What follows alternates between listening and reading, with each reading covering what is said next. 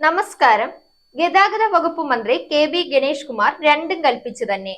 Driving test പരിഷ്കരണവുമായി ബന്ധപ്പെട്ട പ്രതിഷേധങ്ങളുടെ പശ്ചാത്തലത്തിൽ പുതുക്കിയ നിർദ്ദേശങ്ങളിൽ പുതിയ നൂലാമാല. ഇതോടെ ഡ്രൈവിംഗ് സ്കൂളുകൾക്ക് പണി കൂടും.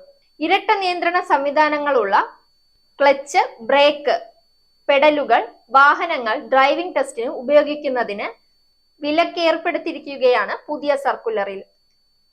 ഡ്രൈവിംഗ് പരിശീലനത്തിന് ഉപയോഗിക്കുന്ന വാഹനങ്ങൾക്ക് ഇരട്ട നിയന്ത്രണ സംവിധാനം നിർബന്ധമാണ്. ഇവ ഡ്രൈവിംഗ് ടെസ്റ്റിനും ഉപയോഗിക്കുന്നുണ്ട്. ഇത് 3 മാസത്തേക്ക് കൂടി തുടരാനാകും. ഇതിനുശേഷം സാധാരണ രീതിയിലെ വാഹനങ്ങൾ ടെസ്റ്റിന് ഉപയോഗിക്കണമെന്നാണ് നിർദ്ദേശം. ഇത് വലിയ പ്രതിസന്ധിയായി ഡ്രൈവിംഗ് സ്കൂളുകൾ മാറും. പുതിയ വാഹനങ്ങൾ ടെസ്റ്റിനായി ഒരുക്കേണ്ടി വരും. ഈ നിർദ്ദേശവും സ്കൂളുകൾ അംഗീകരിക്കില്ല. ടെസ്റ്റിനിടെ വാഹനം ഓടിക്കുന്നയാൾ എന്തെങ്കിലും പിഴവ് വരുത്തിയാൽ ഇരട്ട നിയന്ത്രണം ഉള്ളതാണെങ്കിൽ വെഹിക്കിൾ ഇൻസ്പെക്ടർക്ക് വാഹനം നിയന്ത്രിക്കാനാവും. ഇത് കാരണം പലർക്കും ലൈസൻസും കിട്ടാറുണ്ട്. ഒരു തരത്തിൽ ഇത് നല്ലതുമാണ്. പഠിച്ചവരാണ് വാഹനം ഓടിക്കുന്നത്. ടെസ്റ്റ് സമയത്തെ പരിഭ്രമം പലപ്പോഴും അപകട സാധ്യത കൂട്ടും. ഈ സമയം ഇരട്ട നിയന്ത്രണം തുണയാകും. വെഹിക്കിൾ ഇൻസ്പെക്ടർക്ക് തന്നെ ഇടപെട്ട് അപകടം ഒഴിവാക്കാനും കഴിയും. അതുകൊണ്ട് ഇത്തരം വാഹനം ഒഴിവാക്കുന്നത് സുരക്ഷയെ ബാധിക്കുമെന്ന പരാതി ഉയരുന്നുമുണ്ട്.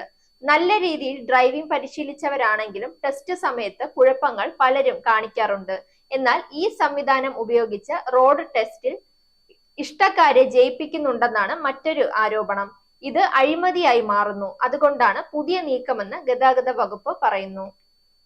ടെസ്റ്റിനായി മറ്റൊരു വാഹനം വാങ്ങേണ്ടി വരുമെന്നത് അധിക ബാധ്യതയാണ്. ഡ്രൈവിംഗ് ടെസ്റ്റിന് നിയോഗിക്കുന്ന ഉദ്യോഗസ്ഥർ അന്നേ ദിവസം വാഹനങ്ങളുടെ ഫിറ്റ്നസ് ടെസ്റ്റ് നടത്തുന്നതും വിലക്കിയിട്ടുണ്ട്. അതിനിടെ അടിസ്ഥാന സൗകര്യങ്ങളില്ലാത്ത സ്ഥലങ്ങളിൽ സർക്കാർ തലത്തിൽ പരമാവധി ടെസ്റ്റ് കേന്ദ്രങ്ങൾ സജ്ജീകരിക്കാൻ ഗതാഗത കമ്മീഷണർ RTOമാർക്ക് നിർദ്ദേശം നൽകി. ഡ്രൈവിംഗ് പഠിച്ചവരാണ് ടെസ്റ്റിൽ പങ്കെടുക്കുന്നതെങ്കിലും വിദഗ്ധരല്ലാത്തതിനാൽ പൊതുനിരത്തിൽ ഉൾപ്പെടെ വാഹനം ഓടിക്കുമ്പോൾ അപകടമുണ്ടാകാൻ സാധ്യതയുണ്ടെന്നാണ് വിലയിരുത്തൽ. പുതുക്കിയ ഉത്തരവിലും അപ്രായോഗിക നിർദ്ദേശങ്ങളുണ്ടെന്ന് ഡ്രൈവിംഗ് സ്കൂളുകളുടെ സംഘടനകൾ ആരോപിച്ചു.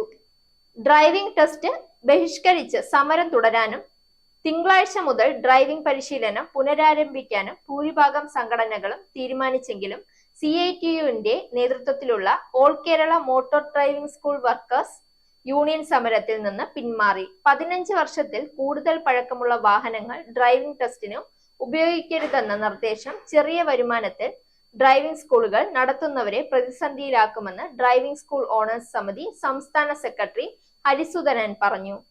മോട്ടോർ വാഹന വകുപ്പ് ഫിറ്റ്നസ് സർട്ടിഫിക്കറ്റ് നൽകുന്ന വാഹനം ഏത് ആവശ്യത്തിനും ഉപയോഗിക്കാവുന്നതാണെന്ന കേന്ദ്ര നിയമത്തിന് എതിരാണ് ഈ നിർദ്ദേശമെന്നാണ് വാദം. കൈകൊണ്ട് ഗിയർ മാറ്റുന്ന ഇരുചക്ര വാഹനങ്ങൾ ഡ്രൈവിംഗ് ടെസ്റ്റ് ഗ്രൗണ്ടിൽ നിന്ന് പുറത്തായി. ഇരുചക്ര വാഹനം ഓടിക്കാനുള്ള ഡ്രൈവിംഗ് ലൈസൻസ് ടെസ്റ്റിൽ ഭൂരിഭാഗം ഡ്രൈവിംഗ് സ്കൂളുകാരും കൈകൊണ്ട് ഗിയർ മാറ്റുന്ന വാഹനങ്ങളാണ് ഉപയോഗിക്കുന്നത്. ലൈസൻസ് ലഭിക്കുന്നവരാകട്ടെ റോഡിൽ ഓടിക്കുന്നത് കാലുകൊണ്ട് ഗിയർ മാറ്റുന്ന വാഹനങ്ങളും. ഡ്രൈവിംഗ് ടെസ്റ്റിലും കാലുകൊണ്ട് ഗിയർ മാറ്റുന്ന വാഹനങ്ങൾ ഉപയോഗിക്കണമെന്നാണ് പുതിയ വ്യവസ്ഥ. ഇതും ഡ്രൈവിംഗ് സ്കൂളുകൾക്ക് വിനയാണ്.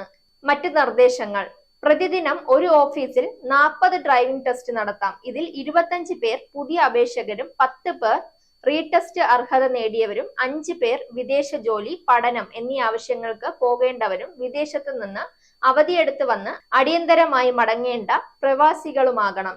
ഇവരുടെ അഭാവത്തിൽ ലേണേഴ്സ് ലൈസൻസ് കാലാവധി ഉടൻ അവസാനിക്കുന്നതുവരെ മുൻഗണനാ ക്രമത്തിൽ പരിഗണിക്കണം. അതത് ദിവസം രാവിലെ 11 മുൻപ് ഓഫീസ് മേധാവിക്ക് മുന്നിൽ ലഭിക്കുന്ന അപേക്ഷകൾ പരിഗണിച്ച് അർഹത തീരുമാനിക്കണം.